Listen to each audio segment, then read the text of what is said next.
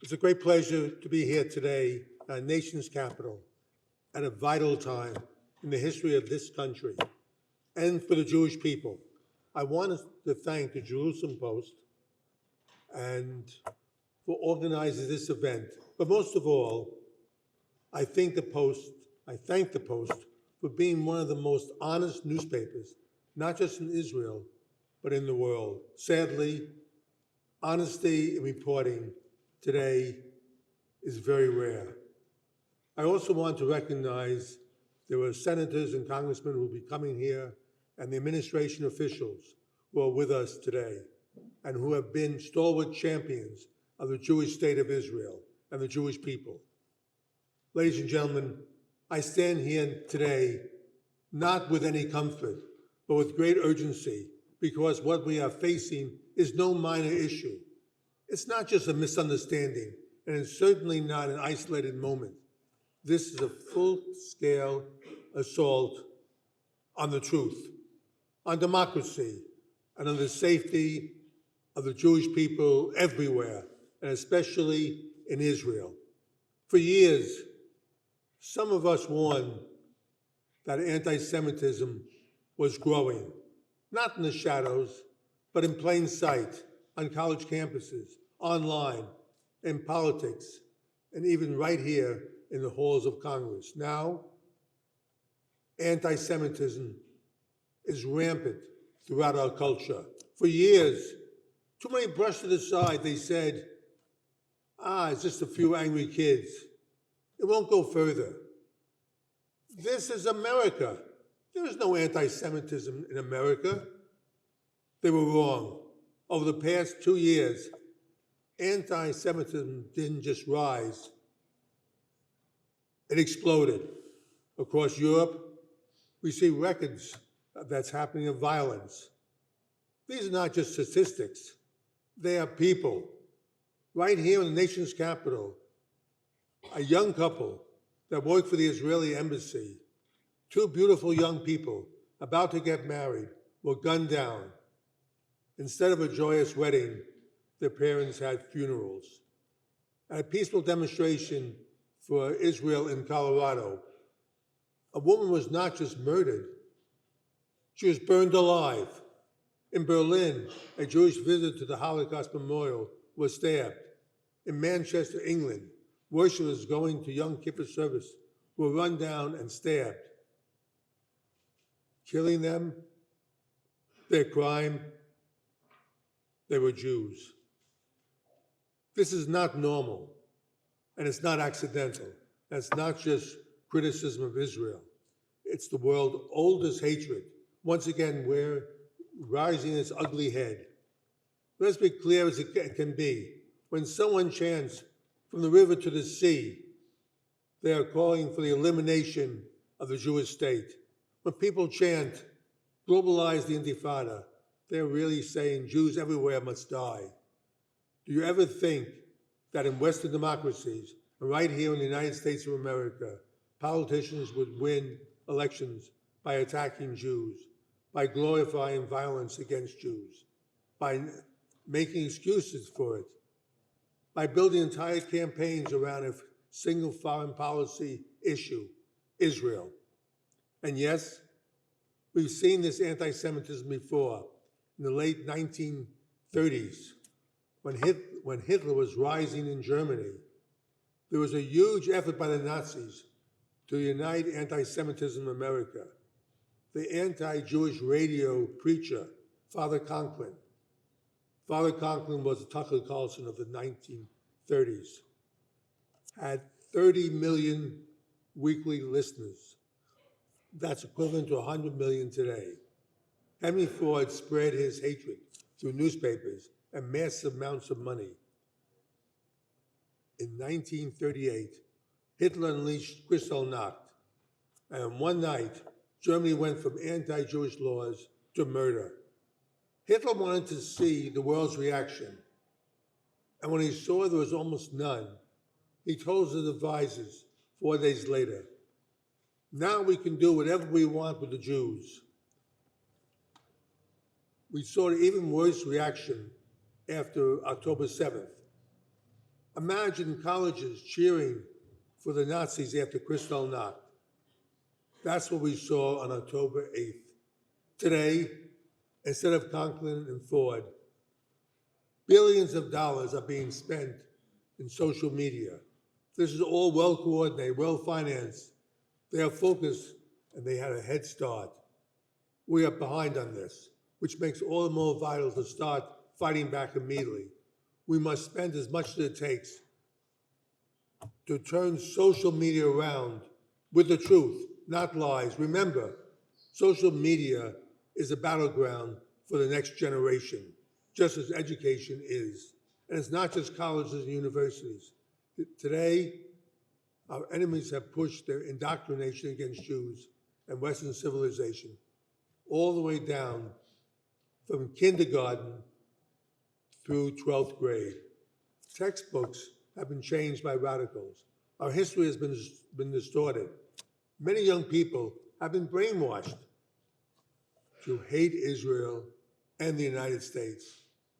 They were raised with this over the past 20 years, and the largest teachers' union has made anti-Israel part of the curriculum for children from kindergarten on.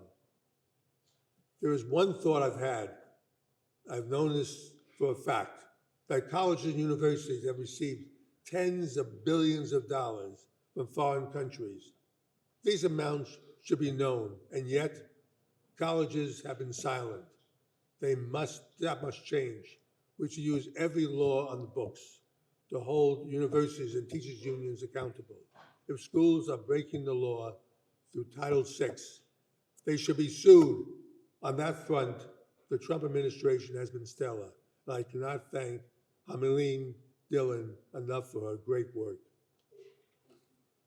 But our enemies are not just targeting Jews. They target Christians as well, and ultimately Western civilization.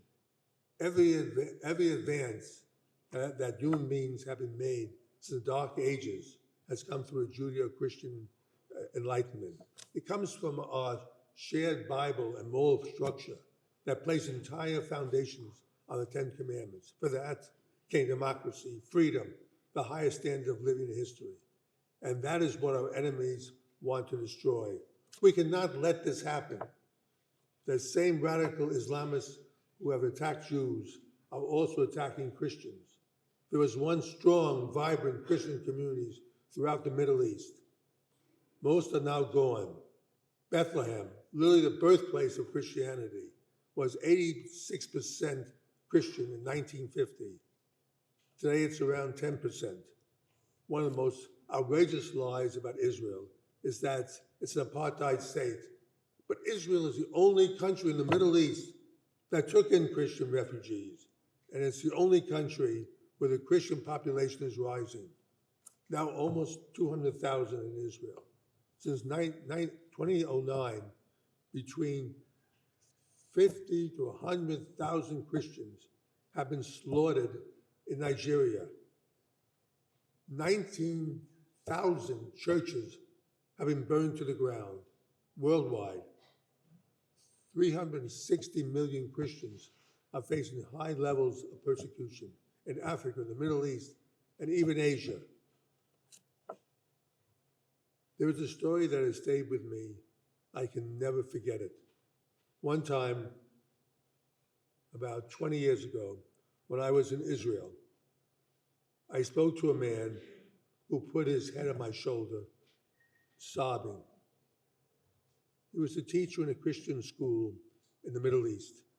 He told me that Islamists came to his school and saw the 50 children and gave them two choices: convert to Islam or die. They refused to leave their Christian faith, and all 50 children were beheaded. They allowed him to survive this massacre as a message. In reality, anti-Semitism is really anti-Jewish Christian. There's a reason we must stand up for the Christians, because the fact it's the right thing and moral thing to do. We must stand with them.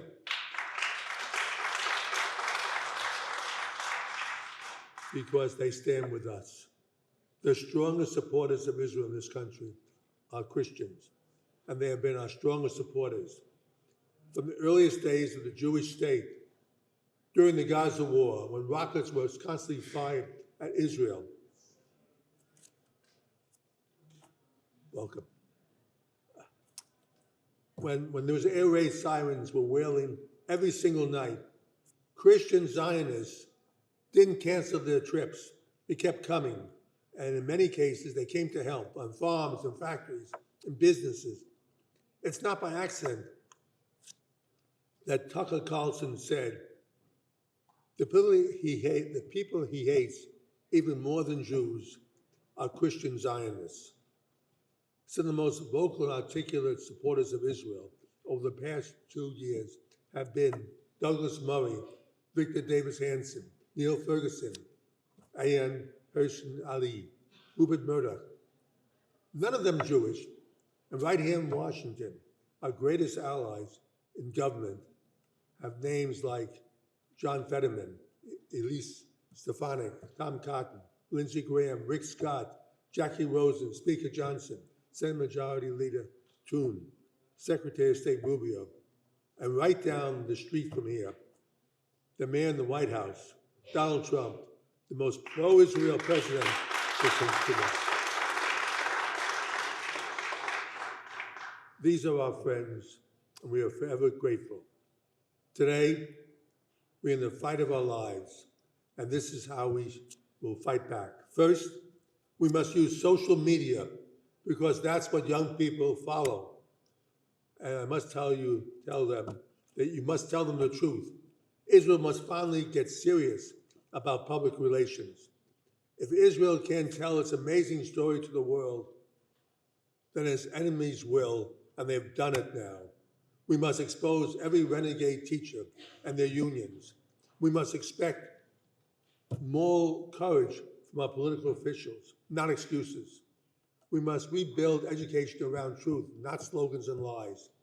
We will have to reinvent how we teach the history of the Jewish people because it's not working. Too many young people have never heard of the Holocaust. The World Jewish Congress has produced some excellent films that explain what happened. We want to show them in classrooms everywhere in the United States. And any candidate running for a seat in this building, whether for Congress or Senate, whose platform includes anti-Semitism, we will target them as they target us. Accordingly, we will start a fund to help their opponents. We cannot passively sit by and let anti-Zionists determine our future. None of this will be easy. It will take time and effort from all of us. And Jews cannot fight this fight alone. Frankly, we shouldn't have to, because this is not a Jewish issue. It's a democratic issue. It's a moral issue. It's a human issue. Let us build a coalition so strong, so united, so determined that no extremist movement can fracture it. And above all, let us be bridge builders, unshakable, unapologetic, but so that the next generation inherits a world defined not by hatred, but by humanity. Finally, just as our parents and grandparents' generation grew up to the force of darkness 80 years ago and stood up with tremendous courage, we must stand up today. This is our time, and this is our fight. We do this we're not doing this for Israel and for the Jewish people. We do this for all people and all mankind. There is so much at stake, but now I know we will prevail. God bless America, the beacon of freedom in the world. God bless Israel. God bless Christians worldwide. And God bless all of you. Thank you.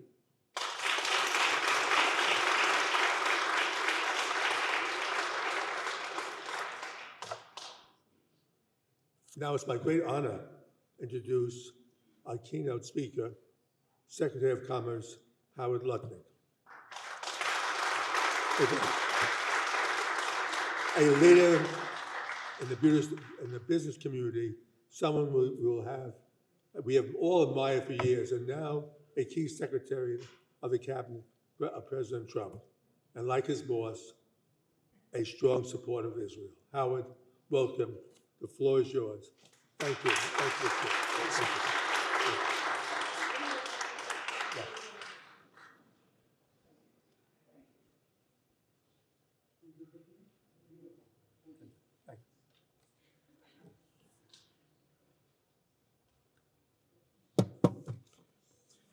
you. Hello, everyone. So I think the way we're going to work it is